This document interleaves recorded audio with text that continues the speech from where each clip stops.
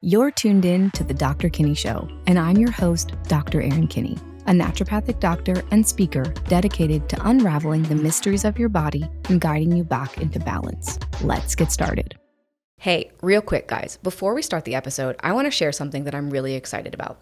I know how hard it can be when your hormones feel out of balance, low energy, mood swings, and not feeling like yourself, which is why I created the supplement line Optimal Harmony. With natural science-backed ingredients, it's designed to support your hormones, stabilize your mood, and help you reclaim your energy and confidence, because when your hormones are balanced, everything feels easier.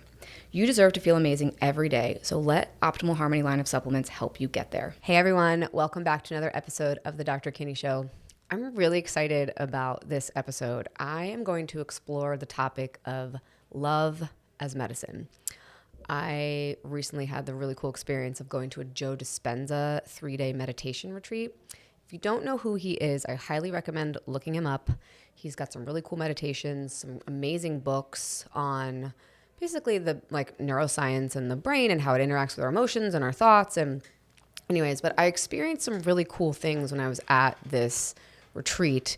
I was meditating with about 5,000 people. And the really cool thing about his meditations are he has you really focus on the heart. So you're focusing on, he calls it experiencing an elevated emotion, which love is one of the most elevated emotions we can experience. So you're basically just tuning into the feeling of love. And what that does, and what I loved about this retreat was that he really taught us hey, here's what, when you're in this loving or grateful or joyful state, it creates the biochemical result is it turns your heart into a heart coherent state. And when your heart is in coherence, it will literally change the rest of your chemistry in your body. And it also will interact with the brain, and it creates more brain coherence. So it's actually really easy to get into a meditative state when you focus on feeling that emotion. So it kind of just brought up thinking about this a lot. And the concept of love as medicine has been around for a very, very long time. And so I kind of wanted to explore that.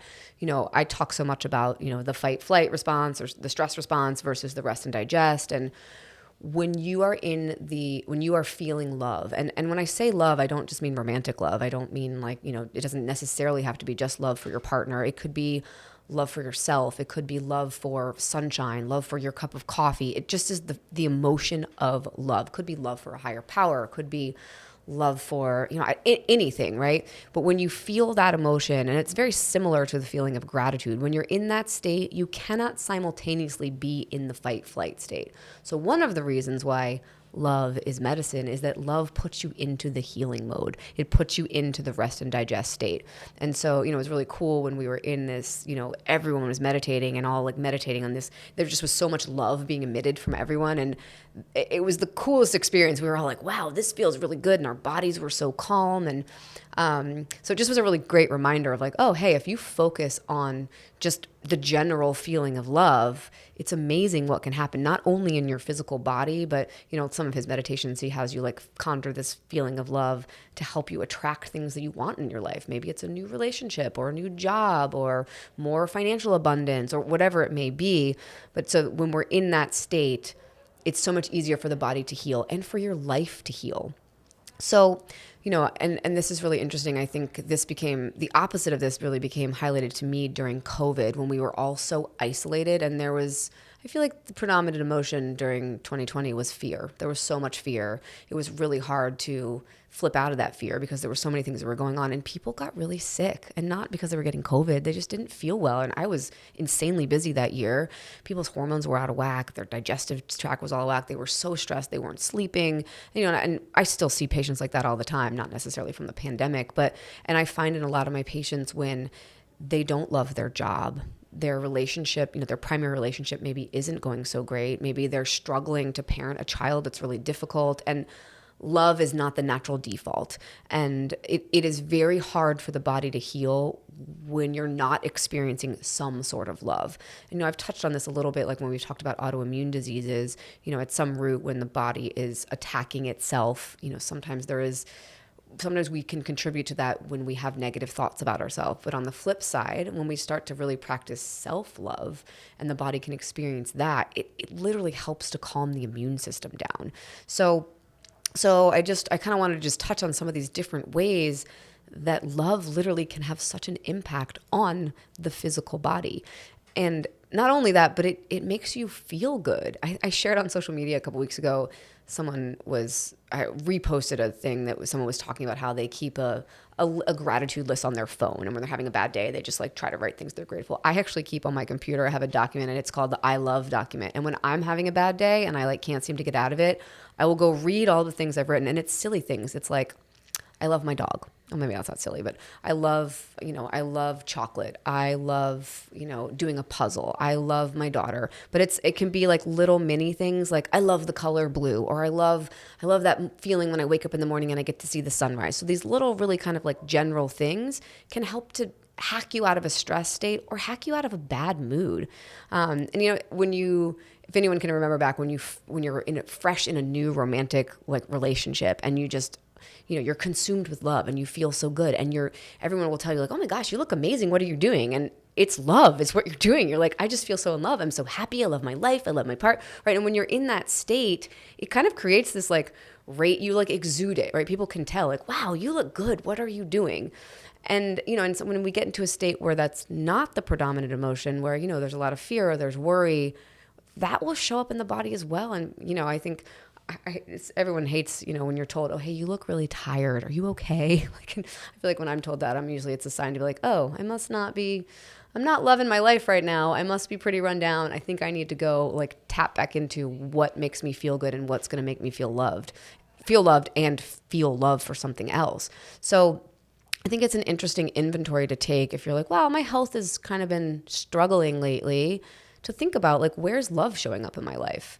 And again, maybe you have one primary relationship where you really feel the love, but maybe you don't love your job, or maybe there's, something else going. I mean, right now I think it's been really tricky. The political climate is a little tricky. I'm not going to dive into that, but there are a lot of people that are, unsure and uncertain about what's going on. It's been an interesting time, to say the least. And it can be hard to tap into that love feeling when there's a lot of fear and uncertainty in those things. But I think now is especially a time when we really should be focusing on, hey, where can I practice love in my life?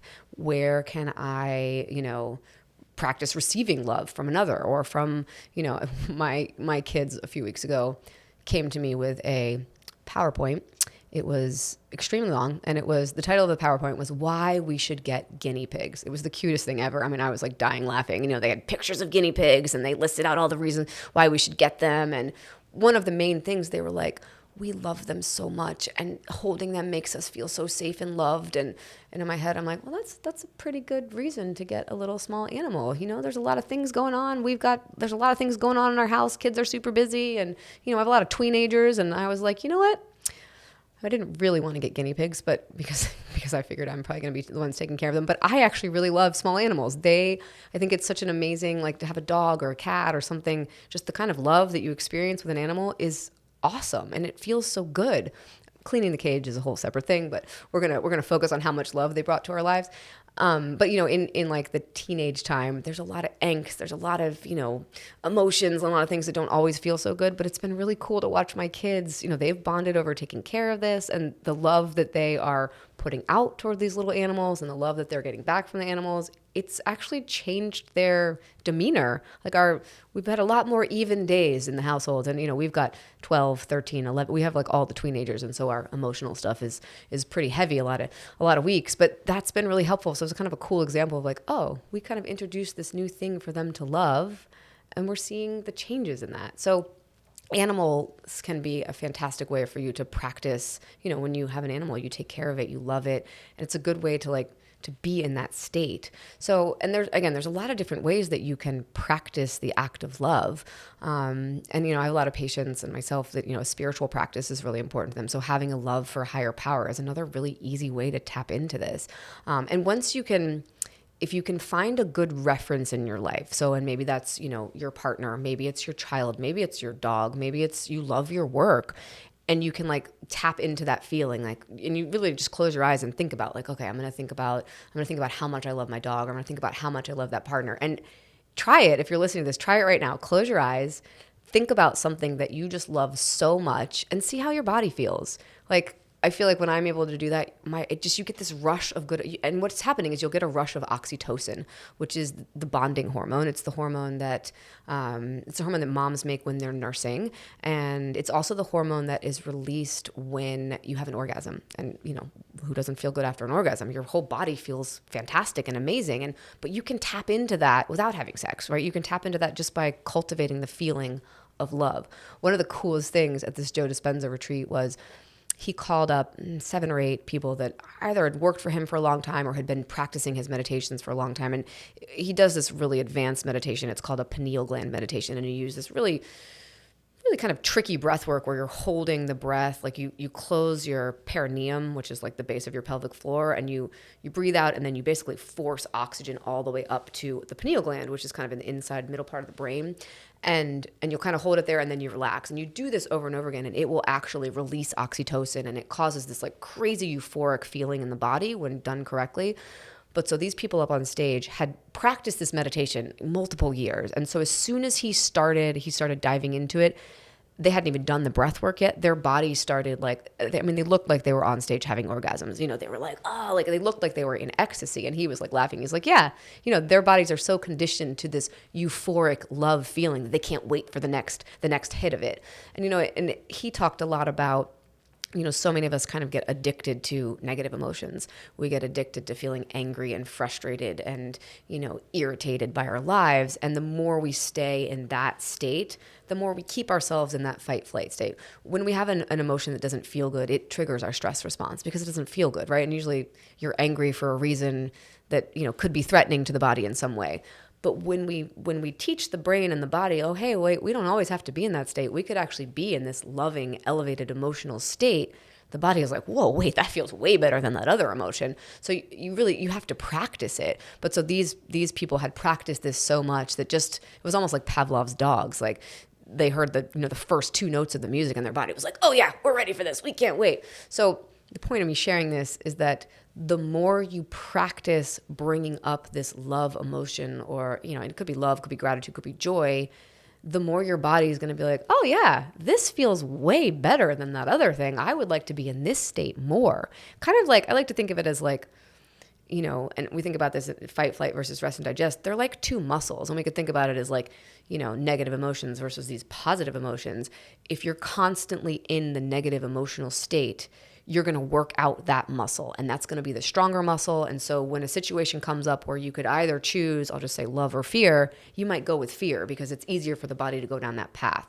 But if you work on strengthening this other muscle, strengthening this love, gratitude, joy muscle, when a situation comes up where you could be like, okay, I could be angry about this, but I could also see the good in this, it's going to be easier for you to go to that good state.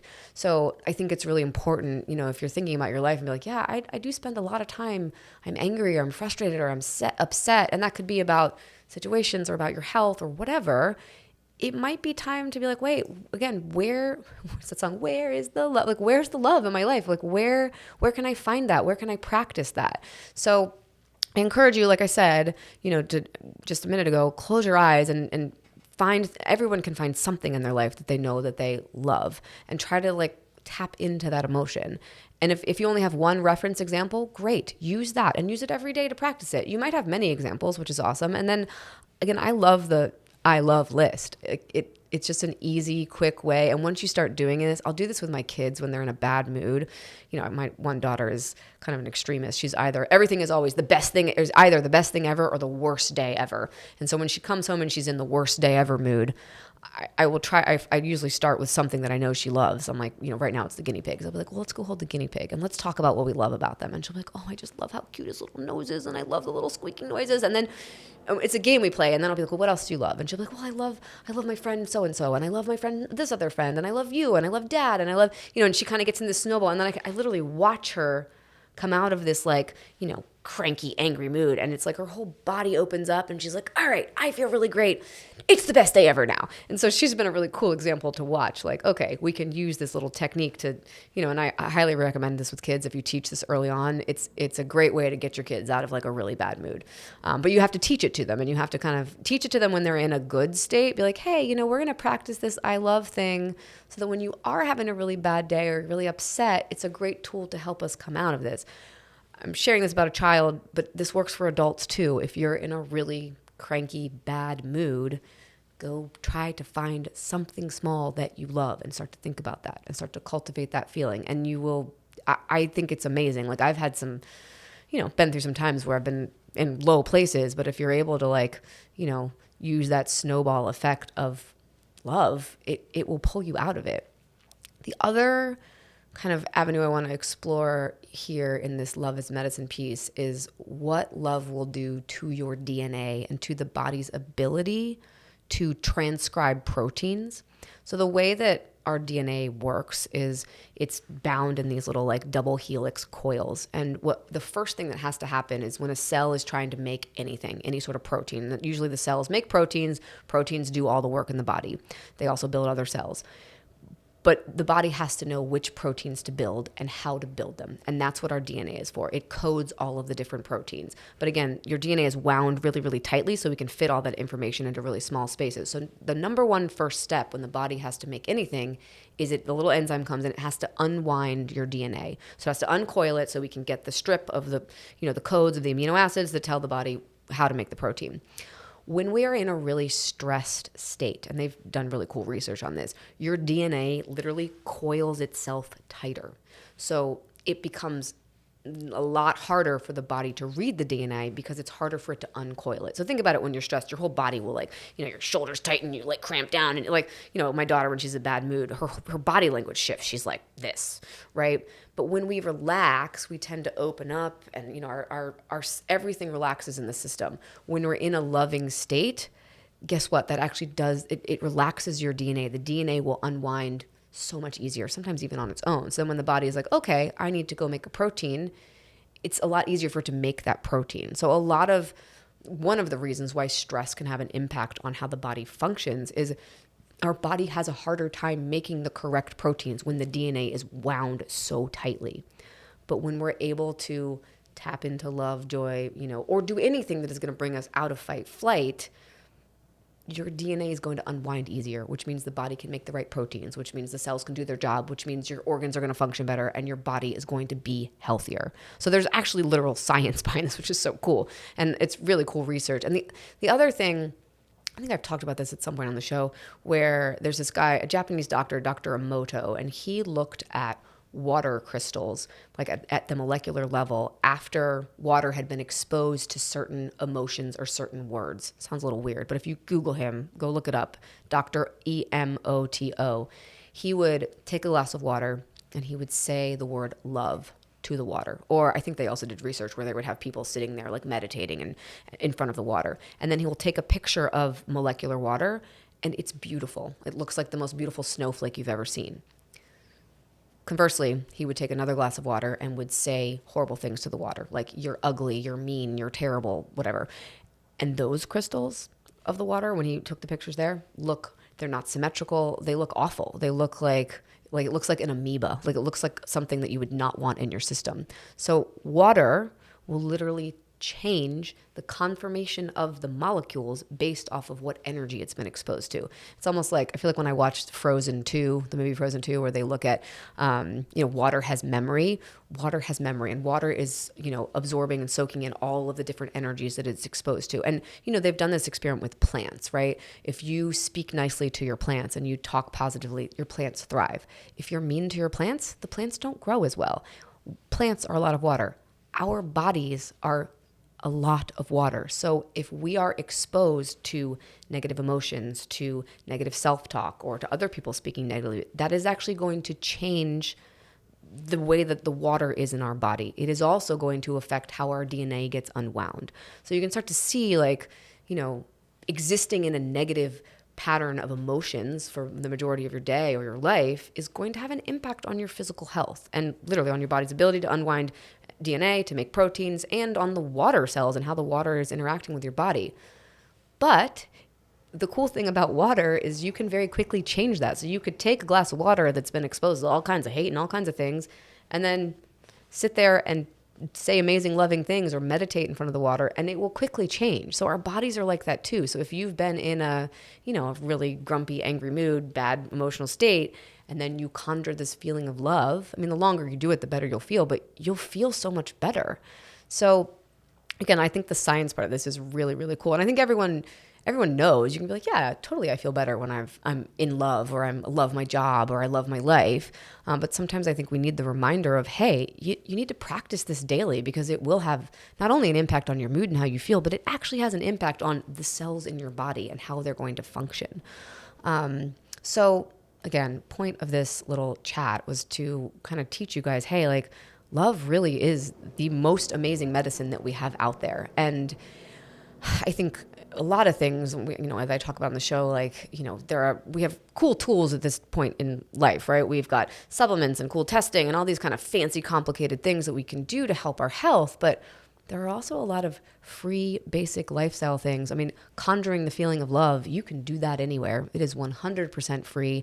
And I would say you may get way better results from doing that in your physical body than from taking a supplement. Now, I'm a fan of supplements, and those can help you with some other things. But if you're existing in life and you're not spending enough time feeling love or feeling loved, and you're not, that's not an emotion that your body is able to conjure or have a reference point for, it's going to be hard for the body to do what it's supposed to do and to heal.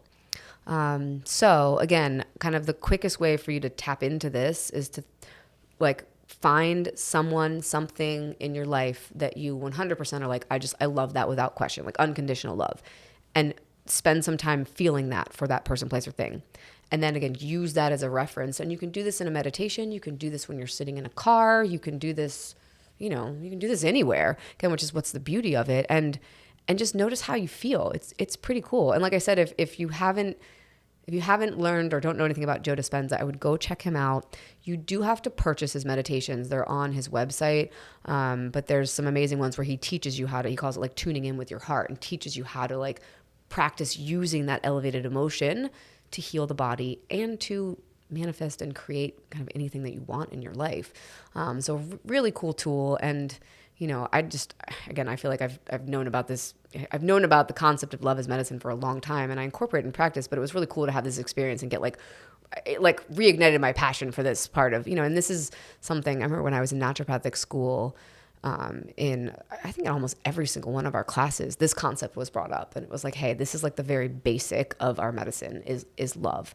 And, I think in some respects, this is maybe why the practitioner, like having a good, like almost love for the provider that you're seeing is going to help you heal. Like when you go into one of your provider's office and they love you and they care for you and they want you to heal, you're going to feel that, right? You're going to feel that love. And if you go into your provider's office and you're like feeling a little shifty and you're kind of annoyed with them and you don't like them and you're not feeling love for them, it might not be the best fit, because you want to be, when you're in this healing environment, you want to be feeling that, you want your nervous system to be relaxed. You want to be feeling this love. So, another kind of thing to explore, like, hey, do I feel that about my providers? And not that you need to like have romantic love for your provider, but you want to, respect them and know that they are caring for you.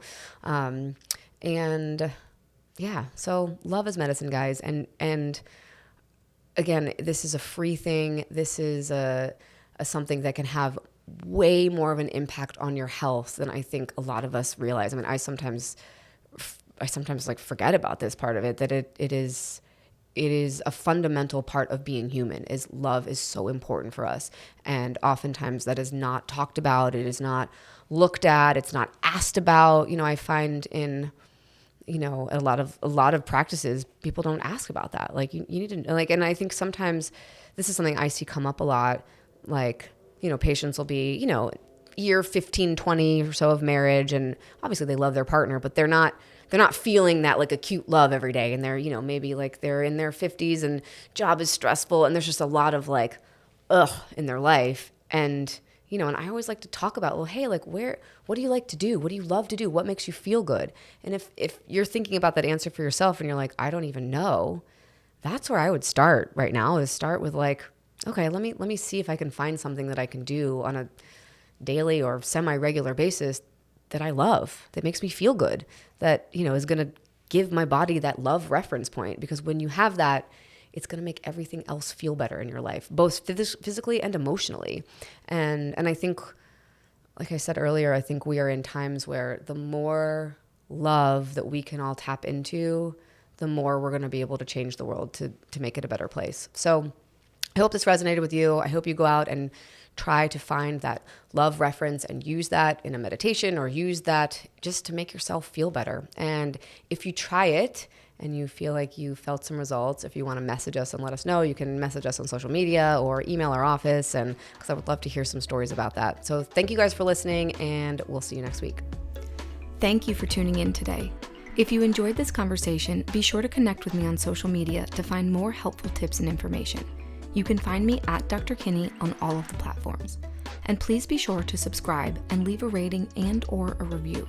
This helps grow the show so more people have access to this knowledge that leads to empowered healing. Love and light, and see you next week.